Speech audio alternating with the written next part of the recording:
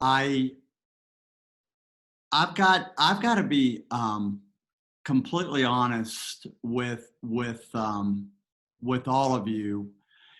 I was struggling uh, this morning in terms of how to handle our think tank today, and I made a decision that we're going to practice what we preach, and we're actually going to model what we teach all of you in terms of how world-class teams operate.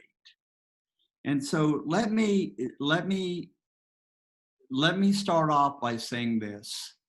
Many of you who have been through our process have heard our team teach that in any meeting of two or more people, whether it's a meeting between you and a friend, whether it's a family conversation, whether it's a meeting in your organization with your team, whether you're in front of a crowd of 100, anytime you have two or more people, this reality exists, and that is there are always two agendas in every meeting.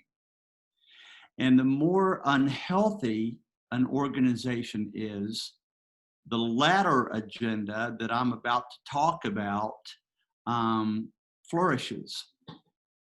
The first agenda is the over-the-table agenda. The over-the-table agenda is what that team comes together for. What is their pronounced purpose for meeting? What's the agenda? What are we there for? That's the over-the-table agenda. The over-the-table agenda for this morning is, how do we balance commitments? How do we learn how to be a better leader by balancing commitments? That's the over-the-table agenda. But in every meeting of two or more people, there's a second agenda, and that is the under-the-table agenda. And the under-the-table agenda is what some on the team in that meeting are really thinking, but they're not saying. And whenever the under-the-table exists in the same room with the over-the-table, the under-the-table always wins. It always dominates the thought processes. And so this morning, I've got to tell you, it's been one of the most unusual weeks in my career. I literally, here in Green Bay, Wisconsin, the 98% of the county that we live in are Caucasian. And yet in my county, I've had to be concerned about this morning driving into our parking lot where there have been protests this week, and where there has been looting this week, and there have been buildings damaged. We're in downtown Green Bay, and for some reason on both sides of our building downtown, there have been buildings that have been rocked and egged and damaged, and for some reason, no one is touched. And you know what? I found myself being more concerned about whether our building was damaged than the reason behind all the angst, and that's a problem. And so I wanna practice what I preach and say this: leaders become comfortable with being uncomfortable. And just because we're uncomfortable with the subject does not give us the excuse to avoid it. I say that to leaders all the time. Just because you're uncomfortable dealing with the subject, just because someone has brought something up on your team that makes you uncomfortable, doesn't mean it's inappropriate. If it's meant to make you better and it makes you uncomfortable, then that's just information. And so this past week, we would go into our processes. We had Paul, Dr. Metler, and we had Dr. Butler on our teams. They're currently working right now with the Chesapeake school system. And they had 4 different leadership teams that they were dealing with this week. And they talked about the heaviness of those teams. That's one of the most outstanding school districts that we've ever worked with. And I will tell you, the vast majority of the leaders and the students in that school district are African American. And they felt this, everyone felt this deep, profound sense of sadness and anxiety and hurt. And it was necessary to allow that to be put on the table. The processes that we dealt with this week, I was working with a group, and we had an African American gentleman who is an outstanding leader. And I asked this question, and this is a question right now that we need to be asking. If you heard me say in our last think tank about leading in crisis, one of the things that I said, that when you're leading people in crisis, people have to know that you profoundly care about them.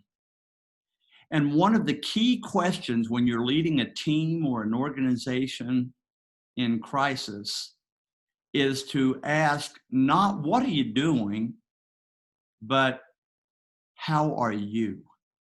How are you? And so in the middle of our check-ins with this team, I looked at my friend and I said, how are you? How are you with all that we're going through, and with eloquence and with profound leadership? He began to tell us about his angst. And tears just started flowing. We had people on our group that began to chime in. And all week long, we have just had heavy hearts as we're dealing with teams over and over who are feeling anger, shame, embarrassment, guilt, all kinds of feelings over what has been transpiring since the George Floyd tragedy, which is a symbol of something that's even more tragic. And so I need to say this right up front. And I found myself going, this is not what we were supposed to talk about today. But if I don't talk about this, then I'm not in integrity, because I'm not practicing what I teach. That when the under the table collides with the over the table, you always put aside the under the table and you put the under the table on top of the table. You always put aside the over the table agenda and you address the under the table agenda. That's what world teams do, world-class teams do, even if it makes them uncomfortable, even if it disrupts the schedule, even if it's not what you were supposed to be dealing with. And so I want to say this. I'm a white man, and I have 3 biracial grandchildren.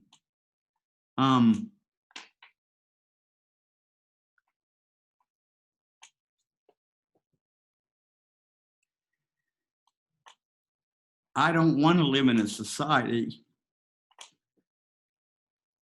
I'm sorry, that my grandchildren, because they're half Black, have to be trained and taught a different set of social procedures of when they're driving a car that I don't ever have to worry about.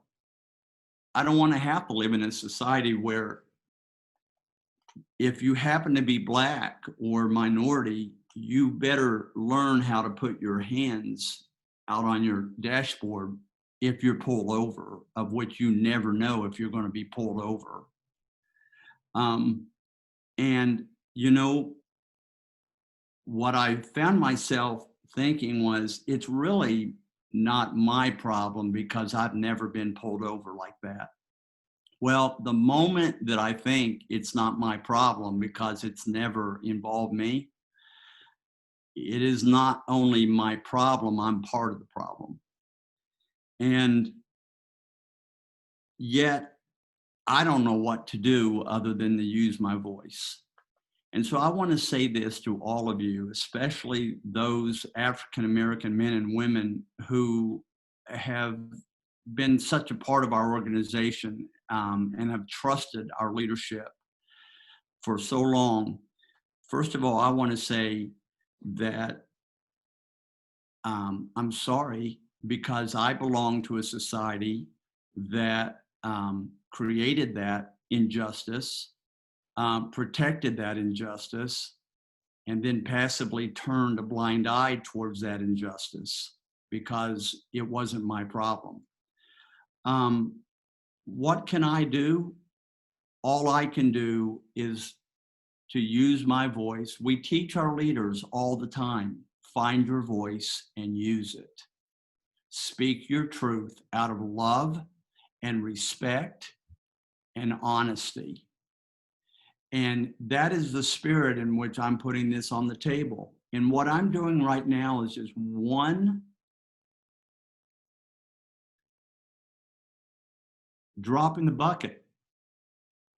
And yet, if enough of us add our drops to the bucket, then enough buckets can become a tsunami for change. And so, you all,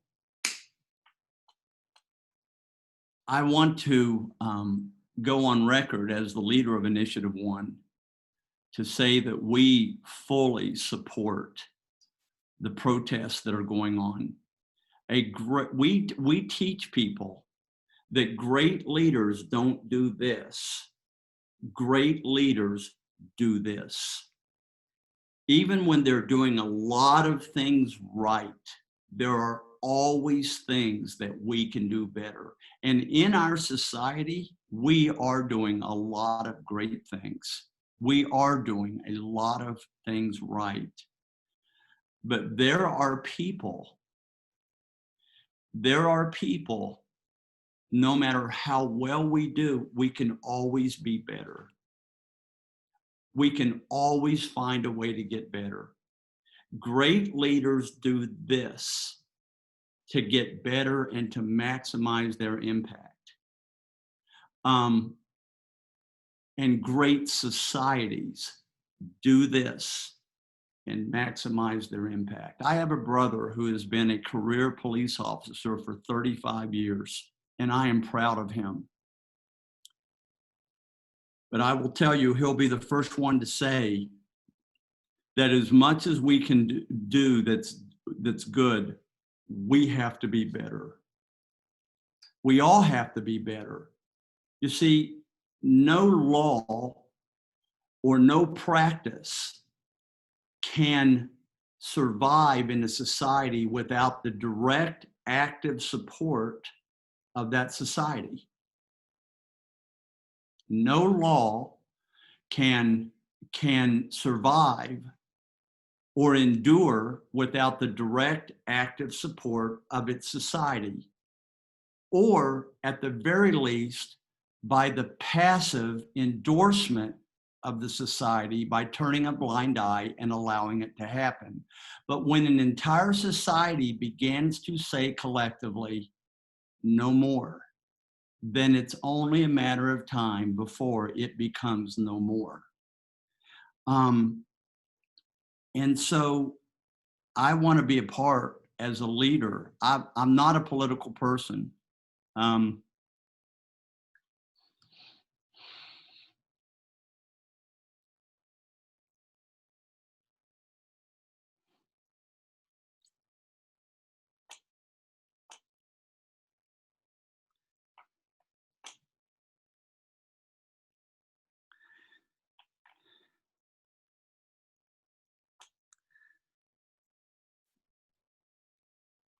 So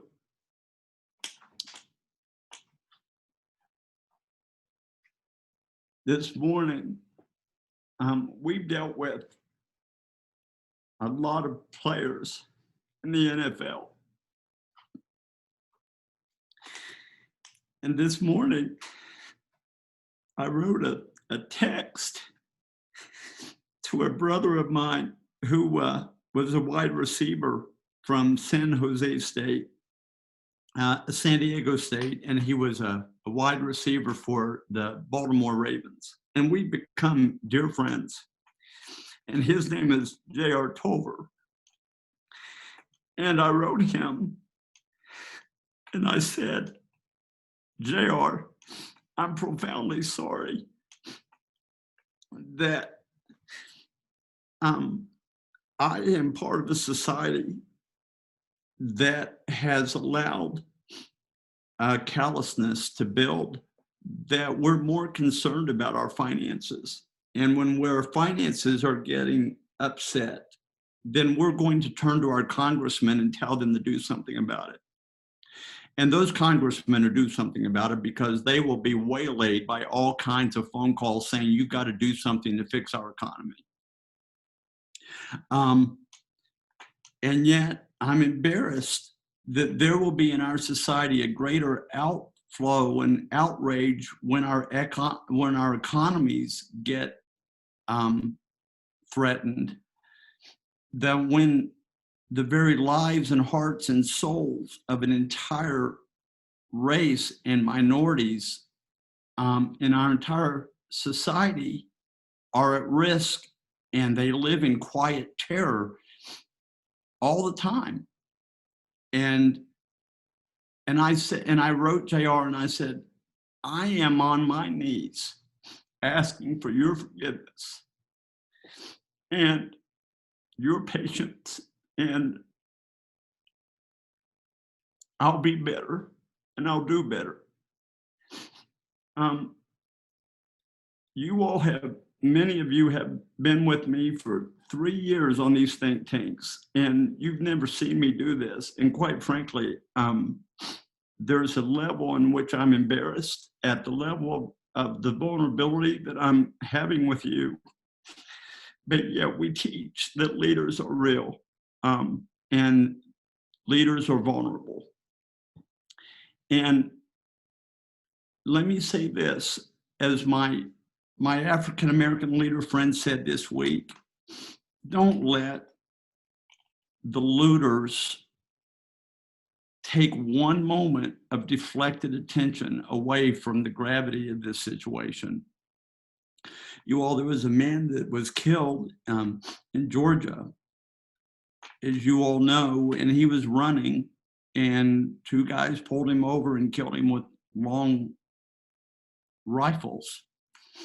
And people in that town knew it, and the police did nothing about it.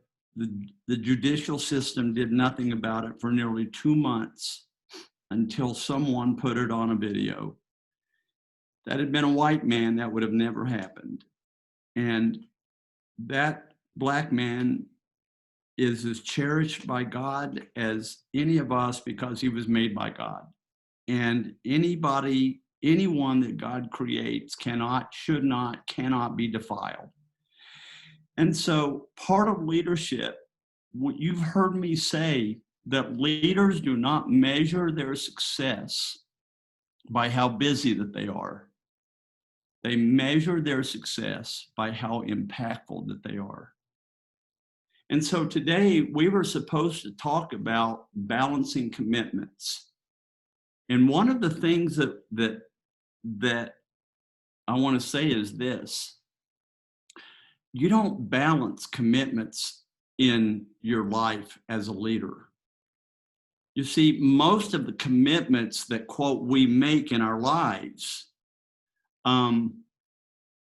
are, quote, commitments that we have never made in the first place. They're responding to other people's 8, 9s, and 10s. Those 8, 9s, and 10s are responding to other people's crises that really are not a crisis. They're responding to other people's panic. It's responding to to things that have nothing to do with our purpose. And when you commit to an 8, 9, and 10 in your life, that's always a mistake, because committing to anything that's an 8, 9, and 10 is never a commitment. It's simply a reaction. And so we teach people that if you keep piling yeses onto your plate, more and more and more, eventually all your yeses have to become nos. And so there comes a point that you have to say, what is going to come off of my plate so I can put something more important onto that plate? We teach leaders that the average leader, the average organization cannot do any more than 2 to 3 major initiatives at any one time. And so those 2 to 3 major initiatives are what we call ones and twos. And those ones and twos, if you will fulfill them, will have 80% of your desired impact toward your purpose. Well, I'm facing that question right now. And let me tell you what we're going to do with our team next week. Our purpose is accelerated change at InitiativeOne. Our purpose is to become a global leader in accelerated change, in transformational change, both personally and professionally. And you know what? We have to be, as a company, we've got to be a part of this movement. That's a far greater change than helping a team meet their quarterly revenue statements from quarter to quarter. And so one of the things that I'm going to be asking my leadership team is, guys, we have got to put our greater attention and commitment to social and racial justice that's equal for all. And we're going to have to give some effort to that, you all. We've got to pour resources of time and effort and energy. So if that becomes one of our ones and twos, because one of our values is community. And we tell people that if you don't know what to do, if you don't know what to say yes to, if you don't know what to say no to, you always defer to your values. And your values will never lead you astray in the midst of uncertainty or a lack of clarity. And one of our values is giving, another one is community. And I've got to say to all of you that we want to be a part of a leading example. We're going to shift one of our key priorities. And so forgive me for how I'm coming across. And even there's a side of me as I'm talking to you, with all honesty, I'm going, oh my gosh, some of these folks that are on this screen I'm made so uncomfortable on a 7:30 on a Friday morning. They thought they were going to come and hear a pickup motivational speech. And I kind of changed the direction of the boat in the middle of the stream, and it feels like a bait and switch. Well, I'm sorry if that's how you feel, but I've got to practice what I preach. And so let's chat. We have a lot of folks that are speaking on the screen. Abby, help me out here. You know I'm not technically savvy. Yeah, Fred, hey. Well, I just did want to comment back that during this time, we didn't have anybody drop off. So I would say that people are listening and they're open to your message. So thank you so much for sharing that with us today. Oh, okay, that was heavy. That was a lot, Fred. Let's see here. There's a lot of people are commenting back. A lot of people are just thanking you and for being so vulnerable. I'll just read a couple. I'm not really screening these.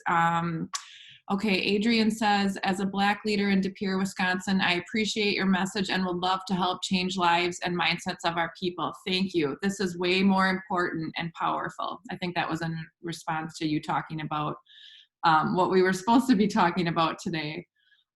Greg says, joining you as a white man working to do better, speaking up, speaking out, and decontaminating myself of the virus of racism. Do you want me to keep going? Yes, please. Okay, sure. Okay. We're all in this together. Yeah. All right. Vicky says, my son is getting his driver's license. He is white, and I am not worried about what would happen if he gets pulled over. I have a friend whose grandson is biracial, and she is afraid of him getting his driver's license. The different experiences are real. The fear is real. I don't have it. She does. Leaders try to understand others' experiences. When we all do, people become their best. Thank you for bringing up this conversation today. It is important. Anne says, thank you for being authentic and real. I appreciate your not hiding your emotions. She also says, this is motivational, Dr. Johnson. This is what we are all thinking, I'm sure. Kelly says, no shame. This is exactly what our leadership community needs right now. Open, honest, raw, powerful, in all caps. Let me see here. Lisa is saying, I have never met you, sir, but I am touched by your ability to show your vulnerability and speak through your tears. I almost was not going to sign on, and I'm so glad I did. This is Janet says, this is a motivation pick-me-up for Friday morning. Thank you for sharing your feelings that we are all feeling. Kathy says, this is so motivational. Thank you for being vulnerable. Suzanne said, I am profoundly humbled witnessing your incredible vulnerability. I too have had some very vulnerable moments with my team this week and had some uncomfortable but powerful conversations with the other leaders in our organization. And as I watch you be vulnerable with us, I am reminded that this is what leadership is all about. Lisa says, I'm sorry, I read that already. Another Greg says, great example of getting under the table out and discussing it. If we can do that with a topic this heavy, we can do it with any subject. This is an impactful on so many levels at the same time. And Linda says, thank you so much for sharing your word. Amen. We as a society have to do better for all of humanity. Those are all that have come over so far, Fred. So, you all, when I was a kid, the picture in the civil rights movement that stayed in my mind, and I can recall it in an instant, was the picture of the Black man walking across the Birmingham Bridge and the policeman turning his dog on that man and at the same time being sprayed by a fire hose. But I've got to tell you, watching that picture of George Floyd on the ground, hopeless and helpless, and as a fellow human being, crying out for help,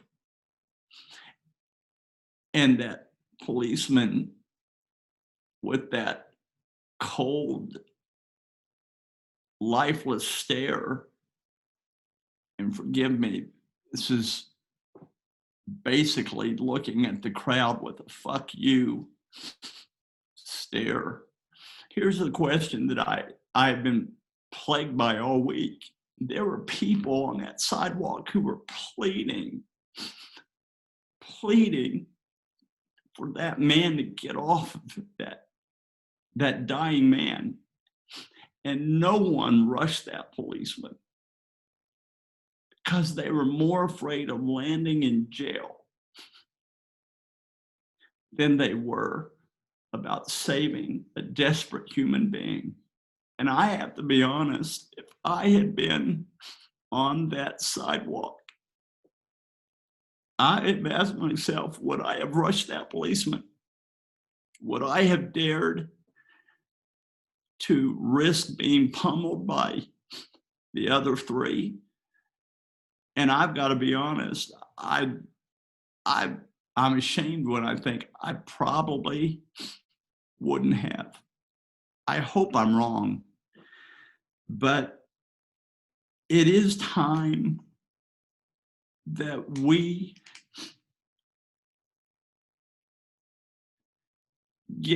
feel this outrage, that we don't run from these feelings. We feel all of it, and that it becomes an inspiration for us to truly become a civil society that values all people, that lifts up all people and values the dignity of every human being, poor or Native American or rich or Black or Chinese. I want to be a society that we cherish each other without judgment. I don't know about you, but I struggle in my own life with judgment. You cannot judge another person from a place of strength, ever. And one of the most powerful things that you can possibly do is to get to a place of allowing people to be who they are and where they are without judgment. And it is incredibly freeing. And there is so much tyranny that we have placed upon ourselves through our own judgment. And so I don't have any more slick comments. I don't have any nice, I'm just coming to you from a place of brokenness.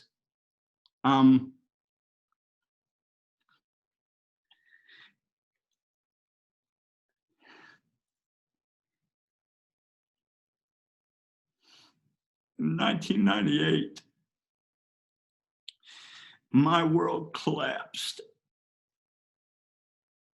because of a series of poor decisions that I had been making for years out of addiction and chronic depression and a sense of always trying to prove to myself that I mattered. And in 1998, I was dismissed from my job. My infidelity and my double life was exposed. And I lost everything in one day. And even tried to drive my car over the Golden State Bridge because I thought my life was over. And I found out during that period who my friends really were. I only had two people who came when everybody else was rushing out. There were two people who rushed in. And all those people who had rushed out, I don't blame them a bit because I had hurt them, I'd lied to them.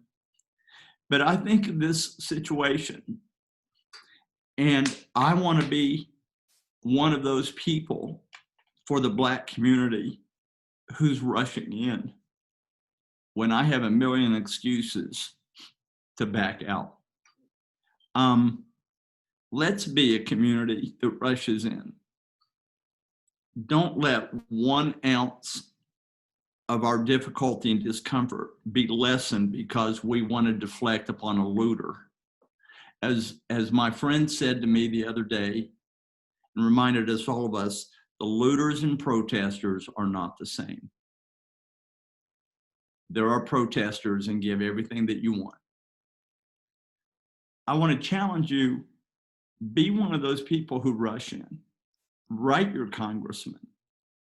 Don't write out of nastiness. Rush in with words of wisdom and restraint and thoughtfulness and urgency.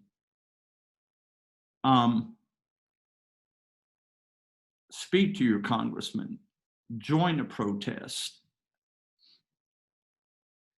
reach out to our brothers and our sisters, and own what we need to own. Become leaders. Do this every day. I want to take responsibility. To take responsibility means I choose to be part of the solution. I want to be a part of the solution. Abby, anything else that you're hearing? Yeah, I'll read a few more that came over. Robert said, signs of hope in our community in La Crosse, Wisconsin. Our mayor and police chief met with over 500 protesters and they had a remarkable dialogue. We have to be grateful for all those who are standing up now, especially those seeking real change. It's an important first step. There is still lots of work to be done. Sarah says, my son is a 22-year-old Black man in Green Bay, and as a single white mother, there was nothing more realistic of the color of his skin than the day he got his license. Conversation was hands stay on the wheel. Yes, sir. No, sir. Let them know you are reaching for anything. I think she has another part here. You are reach for anything you are being asked for. Thank you, thank you, thank you. I think the thank yous are for you. Paul says, renewing my commitment to the principles of trust that we create with our leadership transformation. One stands out above the others. Be present, truly present. Listen deeply with respect for the sacred value of the person or persons. Jennifer says, my niece is African American and a white 17-year-old boy called her the N-word. The white principal in this local district dismissed that comment. This happened this school year in your community. What did that teach all of those students in the classroom that heard that white boy? It's disheartening. Local leaders need this conversation. Sharon says, I am grieving with you, Dr. Fred. Thank you for the leadership. Adrian says, in order to move forward, we have to acknowledge our differences and embrace them. We have to get to know each other's culture and respect it. Jody says, yes, I want to be one of those people that rushes in. Sharon also says, I am reminded of if my people who are called by my name will humble themselves and, I'm sorry, my chat's moving. It's a Bible scripture. If my people who are called by my name will humble themselves and pray and seek my face and turn from their wicked ways, then I will hear from heaven and I will forgive their sin and heal their land. Jody says the only way to deal with systemic problem, and that is what it is, systemic racism, is through systemic change. Jody says, I am white and I have privilege. Like you said, we need to look at ourselves. We only have a voice, but we can and will be part of the solution. We need to use our voice to lift up the right words and help our brown and Black community to have a voice when they are not afforded the opportunity to be heard. Jody says, need to take the steps from conversation to action from a lens of listening and learning. And then finally here, Sarah says, Dr. Fred, your courage and vulnerability is admirable. You are an inspiration to so many people, and thank you for being transparent and bringing this conversation on top of the table. Thank you for your leadership. Thank you. So let me tell you what's spinning in my head. In Montana, they have an 80-mile-an-hour speed limit. I drive a M5. I wish we had an 80-mile-an-hour speed limit around here. Not really. But let me tell you how they got it. They had a 70-mile-an-hour speed limit. It was the law. And enough people in the society in Montana didn't believe that the 70-mile-an-hour speed limit was appropriate in a geography that had so much open land and such few traffic. So people ignored the law. And they ignored the law so much that the policemen could not enforce the patrol people could not enforce the speed limit because society wouldn't support it. So they raised the speed limit to 80. Well, if enough of us finally say, we're not going to support this anymore. We're not going to turn a blind eye to this anymore. We're going to show immediate disdain and immediate reaction to every single moment in real time that we see another human being being mistreated because of the color of their skin. If enough, we don't all have to do it. There's always going to be some rednecks who walk in with semi-automatic machine guns in the middle of a protest to let people know that they have their rights. Well, you know, I'm sick and tired of us living by our rights. We have to live by our responsibilities. And I want to become a society that our voice becomes so overwhelming that our government has to do something about it. And it starts by one conversation. I was scared to have this conversation with you all because I'm a people pleaser. And I didn't want to be judged. And yet, I think it's probably the most important conversation that I've ever had in my entire career. When I was a young man pastoring a church after seminary in the coal fields of West Virginia, I had moved there from Scottsdale, Arizona, and boy, did I have culture change. I played basketball in college, and I was the only white guy in my suite. I got to know chitlins. I got to know some of the coolest music that I'd ever heard, and all those black brothers would take me to their homes in the south sides of Chicago. And I came to love that culture. And so I really cannot identify with any kind of societal response that doesn't see the power of that. And so I'm asking you all to do your part. Be part of one drop in a bucket. Be part of one drop in a bucket. And if enough of us will do our thing, we can make a difference. Let me go back and complete my thought. So I was living in West Virginia, had just moved there, and I couldn't believe that people in my church that were on my deacon board would call systematically the Black people in our community by the N-word. I couldn't believe it. I'd never heard. And I'll never forget, one day I got up in front of the congregation and I used the verse in the New Testament that says, don't defile what God has blessed. And I said, every member of our community is a gift from the creation of God himself. And those people that you all call, and I use the N-word, said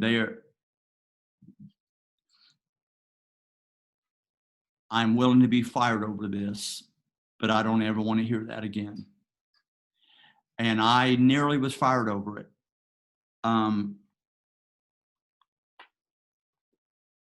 And yet, here I am today, 35, 40 years later, wondering how you all would receive me in this message. And so I'm willing to put myself on the line. I'm willing to put our company on the line. We want to be on the front lines. And so I'm going to ask our team next week, let's start figuring out what we can do. I don't care about a business strategy. This is far more important. I want to be a part of a community, a part of a company that can change the lives of people and change the lives of a culture. And this is the most serious change that we've ever talked about in our company's history. So thank you. You all, I'm finished. And I thank you for being here today. I'm asking and pleading for you to become part of the solution. Have a great day, you all. We love you and thank you for everything. Abby? Thanks, Fred. Thanks everybody for joining us today. Have a good day, a good weekend. Fred, I will I'll export this chat for you so you can review all the comments. Okay. Thanks guys. Take care. Thank you, you all.